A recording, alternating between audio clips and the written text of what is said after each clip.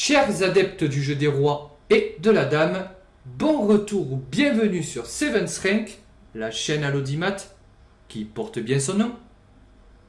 Boum. J'ai dit boum.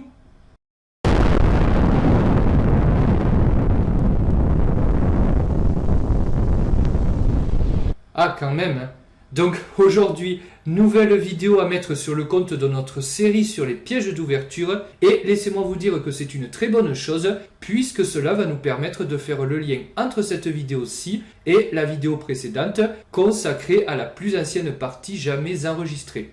Donc, si vous voulez en savoir plus sur la partie en question, je vous invite à jeter un œil à la description de la présente vidéo et ainsi satisfaire votre soif insatiable de savoir.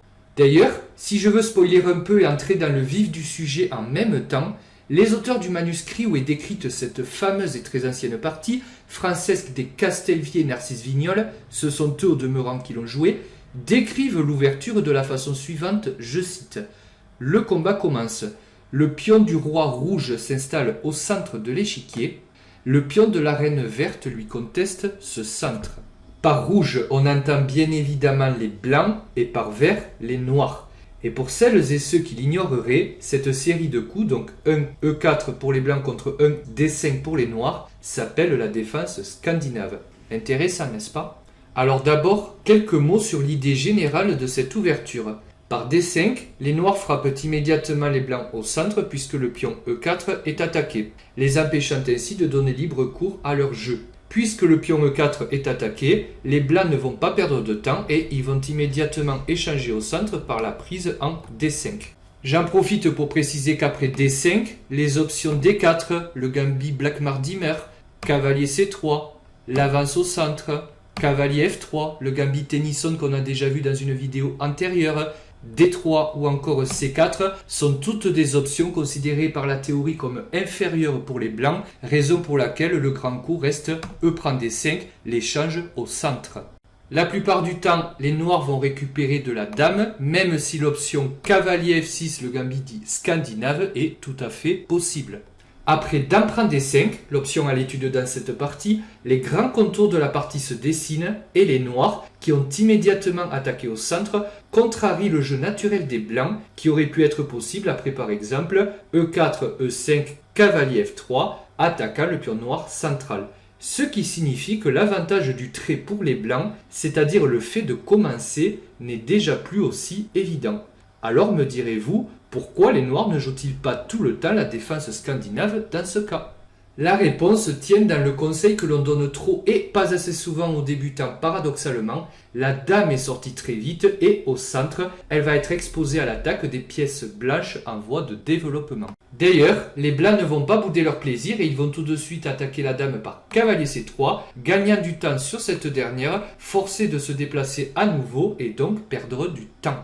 Après cavalier C3, pléthore de choix pour les noirs qui peuvent reculer leur dame sur D6, le choix préféré des grands maîtres, ou bien rentrer à la maison par dame D8. Magnus Carlsen a déjà battu Fabiano Caruana dans cette variante. Il y a également la variante dame 6 échec ou dame 5 échec. Bref, plein d'options sont possibles. Je précise évidemment qu'après cavalier C3, dame C6 n'est par contre pas une option puisqu'il y a la variante ballot à base de fou B5, clouage, je gagne la dame. Dans la variante qui nous intéresse, nous allons nous pencher sur le grand coup dame A5, dont l'idée est de contrarier le développement des blancs. Car si maintenant les blancs poussent le pion D au centre, c'est d'ailleurs la partie, le cavalier C3 se retrouve cloué, et si jamais c'est le cavalier qui bouge, c'est le pion D2 qui se retrouve cloué, et par ce coup dame A5, les noirs vont donc contrarier le développement naturel des pièces blanches.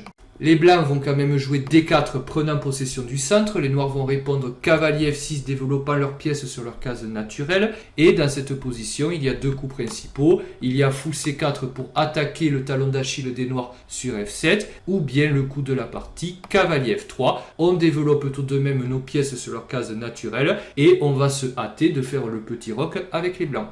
Et ici, les noirs ont plusieurs choix possibles. Ils peuvent jouer soit C6 qui est un coup thématique dans cette position. L'idée, c'est à la fois de contrarier la poussée D5 des blancs et de donner une case de repli à la dame en lui ouvrant la diagonale à 5 D8. Donc on va la rapatrier sur C7 ou, le cas échéant, sur D8. Il y a d'autres options pour les noirs qui sont fou F5, un très bon coup de développement. On attend d'avoir mis le fou hors de la chaîne de pions avant de consolider par E6 et faire sortir notre fou de case noire. Mais il y a le dernier coup joué dans la partie par les noirs, c'est le coup fou G4 qui vient clouer directement le cavalier blanc avec des idées que si ce cavalier bouge, évidemment, on va prendre la dame blanche.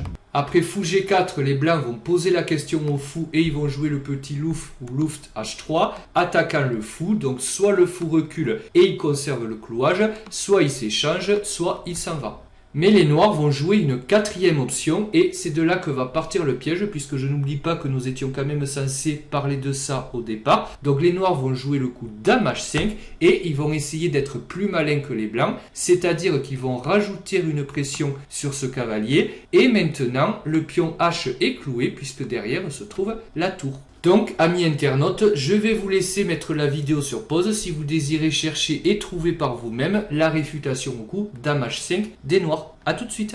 Et le coup qu'ont évidemment raté les noirs en jouant dame H5, c'est le coup H prend G4. C'est ballot, les noirs étaient venus en H5 avec leur dame exprès pour l'empêcher et ça leur tombe dessus. Alors l'idée c'est quoi? C'est évidemment, on donne la tour, plus exactement la qualité, puisqu'on a quand même récupéré avec les blancs le fou en G4. Mais la pointe que les noirs n'ont évidemment pas vu quand ils ont joué dame H5, c'est que maintenant on peut jouer cavalier E2 et vous pouvez vérifier par vous-même, la dame noire n'a plus aucune case à sa disposition, elle est donc enfermée.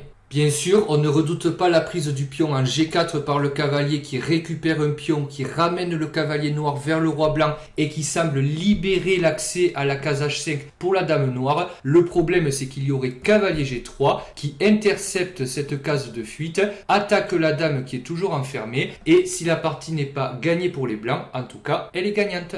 Écoutez, je n'ai rien à ajouter, cette vidéo est donc terminée. Je vous remercie de l'avoir suivi à ma compagnie. Si elle vous a plu, n'hésitez pas pour le pouce bleu qui fait toujours plaisir. Laissez-moi un petit commentaire d'encouragement, un petit commentaire bienveillant, j'apprécie toujours. Et chéquistes de tous les pays, abonnez-vous et moi je vous dis à très bientôt pour une prochaine vidéo. Salut!